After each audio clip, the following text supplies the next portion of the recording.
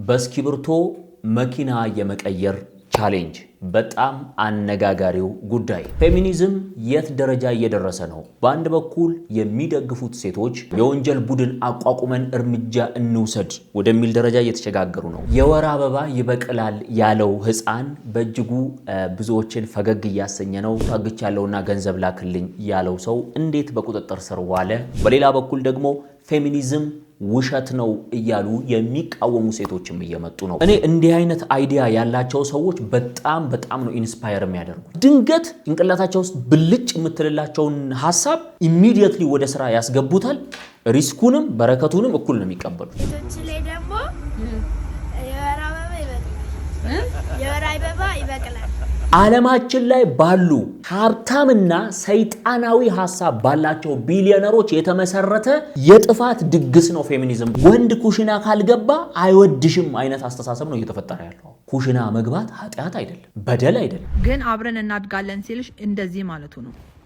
መጨረሻ ራሱ ሰውየው ራሱን አጋጭ ሆኖ ይገኛል ማለት ነው። ፋይናሊ በፖሊስ ቁጥጥር ስር ሆኖ ለሰራው የማታለል ወንጀል የ3 ዓመት ከ2 ወር ገደማ እስር። ወንድን እየጠሉ በወንድ ዓለም ውስጥ እየኖሩ ከወንድ ጋር ድሃ ከሆነ እንዳታገቢው የሚል ስነልቦና እየመጣ ከዛ ደግሞ ስለ የትኛዋ ልብ ስላላት ጠንካራዋ ወደፊት አልፋ ስለምትሄደው ሴት ነው የምናወራው። የፌሚኒዝምን ስርዓት የሚቃወሙ በርካታ እንስቶች ገና ይመጣሉ፣ ገና ብቅ ይላሉ፣ እየበዙ ነው የሚሄዱት። በቀለም ፕሮፋይል አሳብዶ አንድ ሰሞን ፐርፕል ነበር፣ አሁን ግሪን ነው፣ ከዛ ደግሞ ነገ ደግሞ ቀይ ይሆናል። ከአጀንዳ የዘለለ ያደረግነው ነገር የለም። እግዚአብሔር ይመስገን ነግቷል። ክቡራትና ክቡራን በያላችሁበት እንዴት አላችሁ? መላኩ ይልማ ነኝ። ይህ ኢትዮ ቪዥን ነው። ቤኪ በካሜራው ከኛ ጋር ቆይታ ያደርጋል። እናንተ ሰብስክራይብ እያደረጋችሁ ላይክ እያደረጋችሁ በኮሜንት ደግሞ ሐሳቦቻችሁን እየወረወራችሁ ከኛ ጋር ቆይታ ታደርጋላችሁ። ምርጥ ጊዜ ይኖረናል። ቀጥታ ወደ ቪዲዮ። እንግዲህ ወደ መጀመሪያው ቪዲዮ ስናልፍ ይሄንን ልጅ ነው የምናየው። ይሄ ልጅ እንግዲህ እስኪብርቶ አለችኝ፣ እቺን እስኪብርቶ መኪና አደርጋታለሁ የሚል ማጂክ እንግዲህ አይዲያ ይዞ መጥቷልና ለመሆኑ ምን ላይ ደረሰ የሚለውና ሐሳቡን እናወራበት እስኪ። አይገርም? በጣም የሚያስገርም አይዲያ ነው። እኔ እንደዚህ አይነት ክሪኤቲቭ ሰዎች በቃ ጭንቅላታቸው ላይ ድንገት ማለት አሁን ይሄ ልጅ ምን ብሎ ጭንቅላቱ ውስጥ ስንት ሐሳቦችን አስቦ ይሆን ይሄ የመጣለት? ከዛ ደግሞ ከመጣልህ በኋላ በቀጥታ ወደ ተግባር መግባት ነው ሁሌ ፈተናው። ቪዲዮን አይተነው እንምጣ። ሰላም ለሁላችሁም አንድ መልእክት አለ። ስሜ ዘሩባቤል ይባላል። ይህን ስክሪፕቶ ወደ መኪና ልቀይረው ነው። ሐሳቡ እንደዚህ ነው። ይህን ስክሪፕቶ እየተቀያየርኩ መኪና ድረስ ማድረስ፣ ለዚህ ደግሞ የእናንተ መገዛ ያስፈልገኛል። ስለዚህ ያላችሁን ዕቃ ላይ ታደርጉልኛላችሁ። እኔም ደግሞ ሙሉ አዲስ አበባን እየዞርኩ ይህን ስክሪፕቶ እቀያየራለሁ ማለት ነው። ያ በጣም ነው ሪአክሽኑ፣ የሰዎቹ ሪአክሽን ባይዘው ደስ የሚለው ቪዲዮን ካዩ በኋላ። እርግጥ መጀመሪያ ያላገጡ ሰዎች ነበሩ። ለምሳሌ ኮመንቱን ከተመለከታችሁት ኮመንት ላይ የተለያዩ በቃ እንደው እኔ በሁለት እስክሪብቶ ልቀይርህ መጀመሪያው መኪና ከመቀየር በፊት ለመኪና የሚሆን ሐሳብ ይኖር ምናምን የሚሉ የተለያዩ ሐሳቦች ነበሩ። ብዛም እንትን ባይሆንም ከዚያ ግን ቀን በቀን በሱ ቪዲዮ የሚሰሩ ሰዎች እየመጡ ከስክሪብቶ ወደ ኖትቡክ፣ ከኖትቡክ ወደ ኤርፖድ፣ ከማይክ ወደ ምናምን እያለ አሁን ቴሌቪዥን እና ሌላ ሌቭል ላይ ደርሷል ልጁ። እስኪ እንዲህ አይነት አይዲያ ያላቸው ሰዎች በጣም ነው ኢንስፓየር የሚያደርጉ። በቃ ማለት ድንገት ጭንቅላታቸው ውስጥ ብልጭ የምትልላቸውን ሐሳብ ኢሚዲየትሊ ወደ ስራ ያስገቡታል። ሪስኩንም በረከቱንም እኩል ነው የሚቀበሉት። የመጨረሻ ነው የተመቸኝ። በጣም ነው ደስ የሚለው አይዲያው። እኔ ምችት ይበላሃቦ በእናት እኔ መኪናው ላይ ስትደርስ ደግሞ ምን እንደምታስብ ደግሞ አላቅም። እኔ እንግዲህ መኪናው ላይ ደርሰ ግን በዚህ ልክ በራስ መተማመን፣ በዚህ ልክ በራስ ማመን፣ በዚህ ልክ ወደ ስራ መግባትና እየተጉ ጉዳዮችን መፈጸም አብሶሉትሊ በጣም የሚገርም አይዲያ ነውና በጣም ድርጅቶች ማስታወቂያ እየሰሩበት ነው። ባይዘው በዚህ ጉዳይ ገብቷቸዋል። እሱ የሆነ ቦታ ሊያስቀይር ሲሄድ እነዛ ድርጅቶች በዚህ ቪዲዮ አማካኝነት ማስታወቂያ እየሰሩ ነው። ዘ ሲምፕለስት ዌይ ሀብታም የመሆን መንገድ ማለት ነው። አእምሯችንን ከተለያዩ ነገሮች አርቀን ሶሻል ሚዲያን ለአይዲያ ጀነሬሽን የምንጠቀምበት ከሆነ እንደዚህ በጣም በአንድ ጊዜ ላስቲሳይዝድ ያልሆኑ በጣም በቀላሉ ሊተገበሩ የሚችሉ ሐሳቦችን አምጥተን ገቢ ማግኘት እንችላለን ማለት ነው። በጣም ተመችቶኛል። እኔ ሐሳብህ በጣም ምርጥ ነው። እንግዲህ ወደ ቀጣዩ ጉዳያችን ስናልፍ የምንመለከተው የወር አበባ ይበቅላል ያለውን ታዳጊ ወይም ህፃን ልጅ ነው እና እስኪ እንየው። እንግዲህ ትምህርት ቤት የሚማሩት ትምህርት ነው። እስቲ አይተነው እንምጣ። ንገረኝ እስኪ ምንድን ነው የተማራችሁ ዛሬ? ጉርምስና ነው የተማሩት ዛሬ። ጉርምስና ለወንዶች ብዙ ነገር ይፈጠራል እና ፂም ይበቅላል። ያው ጉርምስና ደግሞ የወር አበባ ይበቅላል። ምን አይነት አበባ ነው የወር አበባ የሚበቅለው? ከለሩ እንጃ አልነገረቻቸውም። ባይገርማችሁም የወር አበባው እንደሚበቅል ብቻ ነው የነገረቻቸው።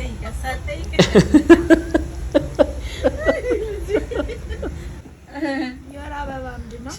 የወር አበባ እኔ እንዴት ነው ማስረዳ? አበባ ሲባል ነው የሚበቅል ነገር መስሎ የተሰማህ አንተ? አበባ አይደለ? አበባ አይደል? ይበቅላል። በቃ ገብቷችኋል። አሁን አይዲያው ምን መሰላችሁ? ለልጆቻችን ማለት ወላጅና አስተማሪ ዘሞስት በጣም ፈተናው ነገር እኔም በራሴ ስለማቀው በጣም የቤተሰብ ልጆች ስላሉ በጣም ነው እንትን አሁን አንዲት ልጅ ምን አለችኝ? ግቢያችን ውስጥ የምትኖር ልጅ ምንድነው ለምን ሚስት አለህ ማን ነው እናት አለህ አንተ አለችኝ። አዎ አለኝ አልኳት። ከዛ ሚስት አለህ አለችኝ። አዎ አልኳት። ለምን አለችኝ። ስለምወዳት አልኳት። ከዛ ለምን ትወዳታለህ አለች። አሁን ይሄንን ለሷ ምን ብዬ በየትኛው ቋንቋ ነው ማስረዳው? በተመሳሳይ ወላጆች ምናምን እንዲህ አይነት ጥያቄዎች በቃ አሁን የወር አበባ ምንድነው? አሁን የወር አበባ ምንድነው ስትባል አንድ ወላጅ አንዲት እናት እንዴት አድርጋ ነው ለልጇ የምታስረዳው? በእርግጠኝነት ይሄ ልጅ እድሜው ሄደ ከተባለ ወይ 10 ዓመቱ ነው ወይ 11 ዓመቱ ነው እዛ አካባቢ ቢሆን ነው። ከዛ የሚዘል አይመስለኝ። ይሄንን ልጅ እንዴት አድርጋ ነው ይሄን ነገር የምታስረዳው? እሱ ደግሞ ጭንቅላት ውስጥ የመጣለት ምንድነው ስቶሪው? አስተማሪዋ የወር አበባ ይከሰታል ብላ ነግራቸዋለች። እሱ ደግሞ አበባ የሚለውን ነገር ጭንቅላት ውስጥ አድርጓል። ስለዚህ አበባ ከተባለ ያው ይበቅላል ነው። እዚህ ጺም ከበቀለ እዛ አበባ ይበቅላል ብሎ ነው ያሰበውና እቴዝ በጣም ማለት ኦፌንሲቭ አይደለም። በጣም አዝናንቶኝ በጣም ስቄ ነው ያየሁት ማታና ኤኒዌይስ እንደተዝናናችሁበት ተስፋ አደርጋለሁ። ወደ ቀጣዩ ጉዳያችን እንለፍ። ቀጣዩ ጉዳያችን እንግዲህ የሆነው የሴቶች ጉዳይ ነው። የፌሚኒዝም ጉዳይ በጣም በሁለት ወገን የተለያዩ የሚወረወሩ ነገሮች እየመጡ ነው። በአንድ በኩል የሴቶችን ጥቃት ተከትሎ ነገሮች ከቁጥጥር ውጭ ከመውጣታቸው በፊት ወደ አንድ የትግል አማራጭ መጥተን ይህንን ጉዳይ ማስቆም አለብን የሚል በጆርዲ የሚመራ የሆነ ቲም አለ። በሌላ በኩል ደግሞ ልክ አይደለም እየተካሄደበት ያለው ነገር ልክ አይደለም፣ ፌሚኒዝም ልክ አይደለም፣ ፌሚኒዝም አስተሳሰቡ ስህተት ነው የሚሉ ወገኖች ደግሞ በሌላ በኩል ሆነው ማስረጃዎችን እያቀረቡ ሴቶች ናቸው ፋይት ያደርጋሉ። በዚህኛው በኩል በጆርዲ ወገን በኩል ደግሞ የራሳችንን የክራይም ቡድን ወይም ደግሞ የወንጀል ቡድን አቋቁመን እርምጃ እንውሰድበት፣ እንዲህ አይነት ጥፋት የሚያጠፋን ሰው እርምጃ እንውሰድበት የሚል አንድ አይነት አገባብ መጥቷልና ለምሳሌ የዚህችን ልጅን ቪዲዮ ተመልክታችሁ ተመለሱ።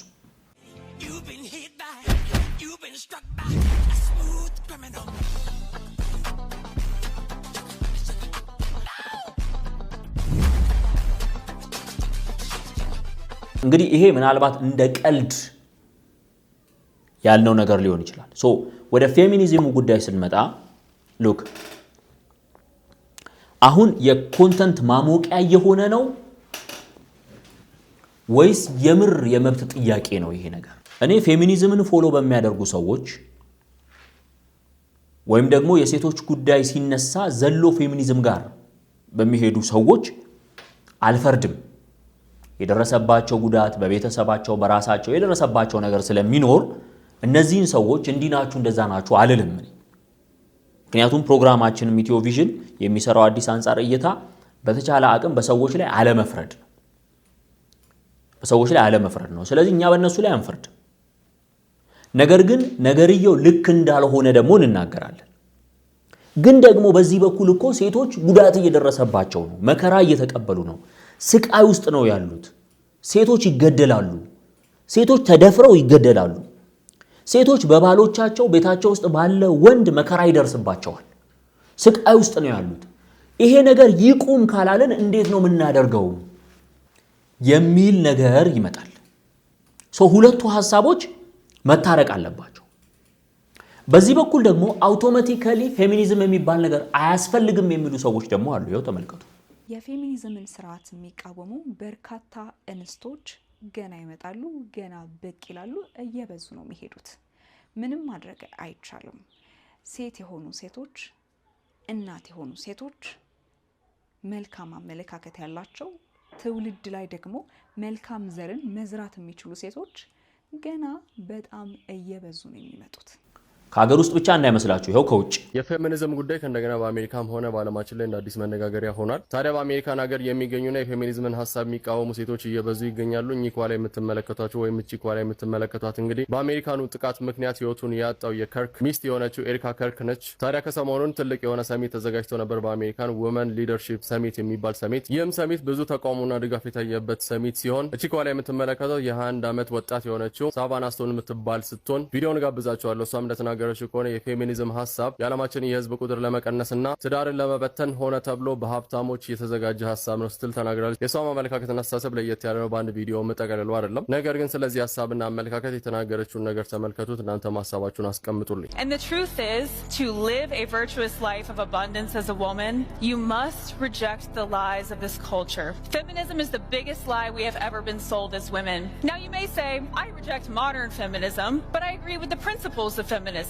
And I would challenge you on that, because while the textbook definition of feminism is about equality between the sexes, what feminism actually is a movement funded by the wealthiest evil people with the goal to destroy marriage and family. It is designed to make you hate the very things God made unique about you as a woman.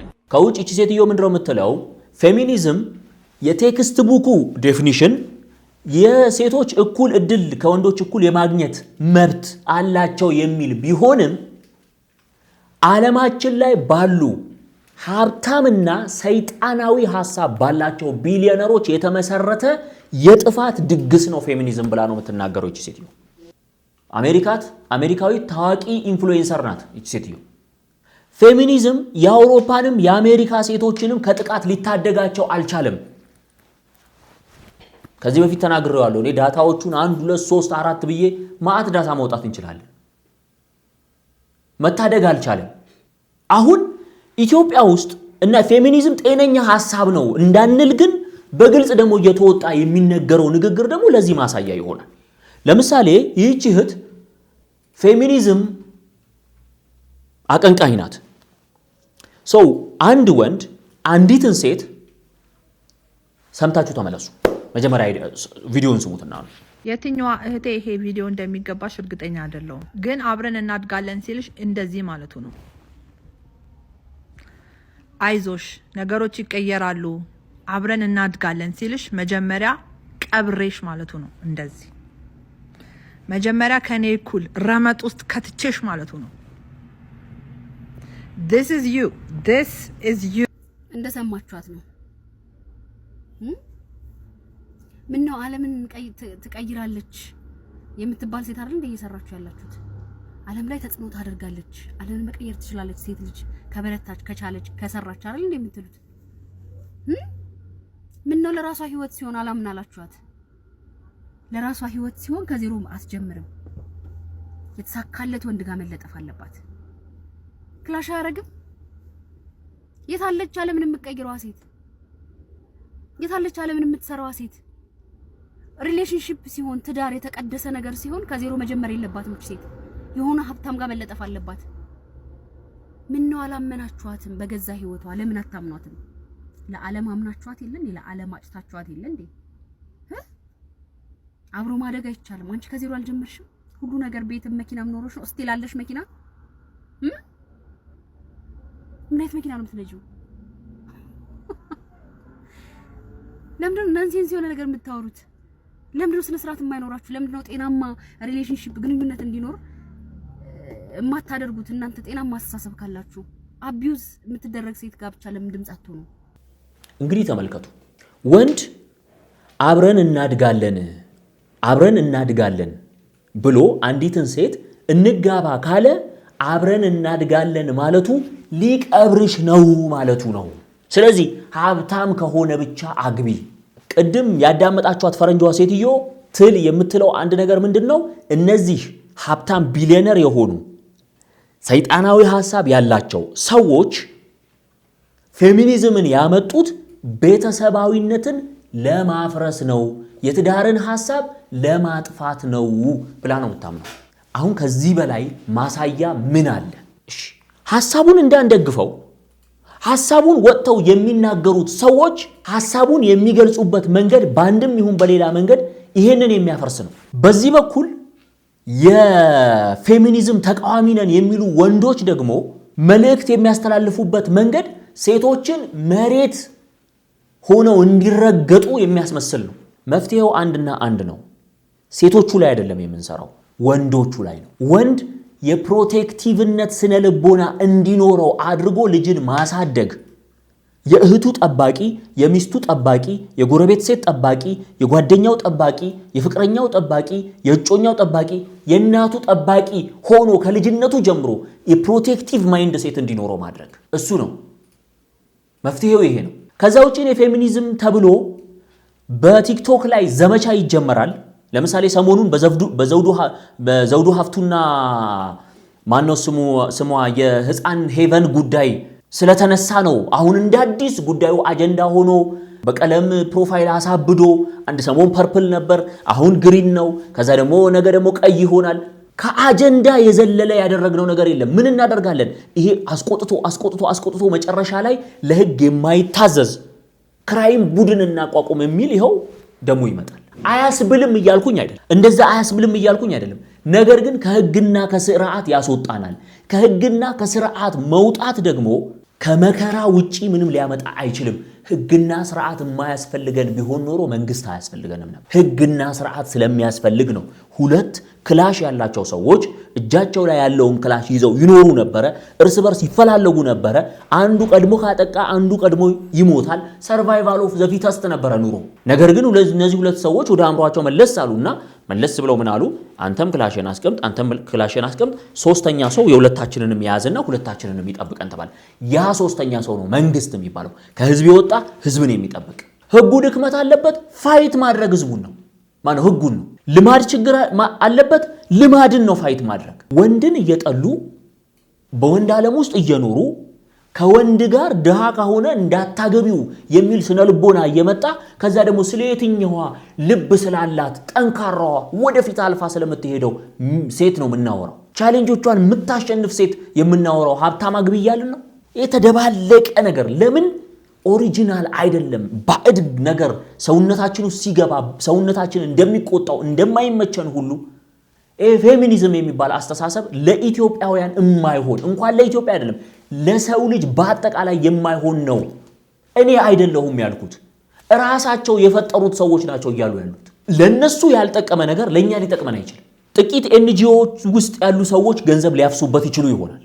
አም ሶሪ ቱ ሴይ ዲስ፣ ገንዘብ ሊያገኙበት ይችሉ ይሆናል። አይዲያውን ይዘው የሴቶች መብት ምናምን እየተባለ ሪል የሆነ ለውጥ ማምጣት ካስፈለገ ግን መሬት መውረድ አለበት። መሬት የሚወርደው ምንድነው? ፌሚኒዝም ነው አይደለም። እናትነትን ማክበር። ወንድ ኩሽና ካልገባ አይወድሽም አይነት አስተሳሰብ ነው እየተፈጠረ ያለው። ኩሽና መግባት ኃጢአት አይደለም፣ በደል አይደለም።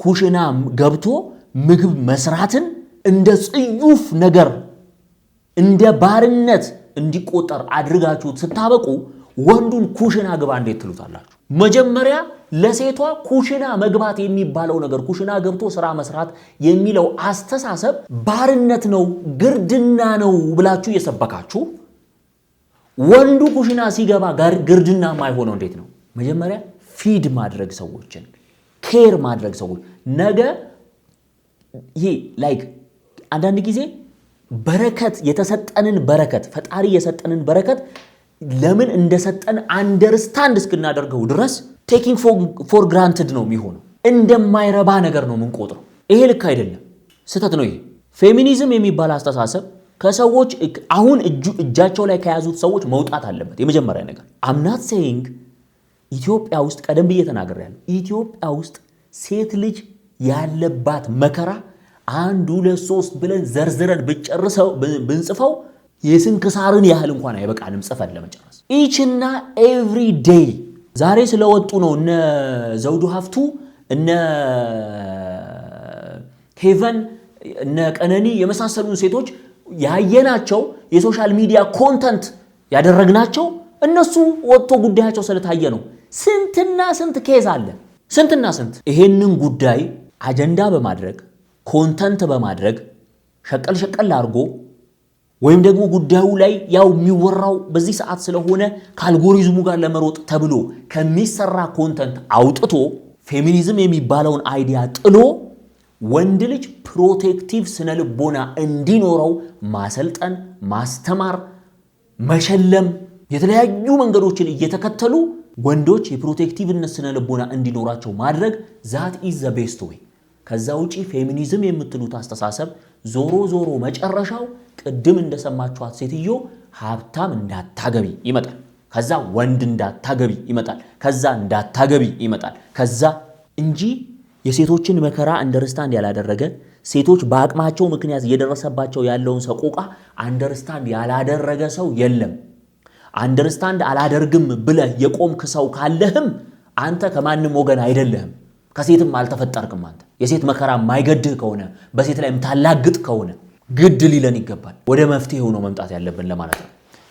ወደ ቀጣዩ ጉዳያችን እንለፍ። እንግዲህ ቀጣዩ ጉዳያችን የሚሆነው እንግዲህ መጨረሻ ላይ የነገርኳችሁ መረጃ ነው። ወንድሙን ሊያታልልና ታግቻለሁ ብሎ 100 ሺህ ብር ሊቀበል የነበረው ወጣት እንዴት ተያዘ? ጉዳዩ የተፈጠረው በጅማ ዞን ነው፣ በገጠራማ አካባቢ ነው።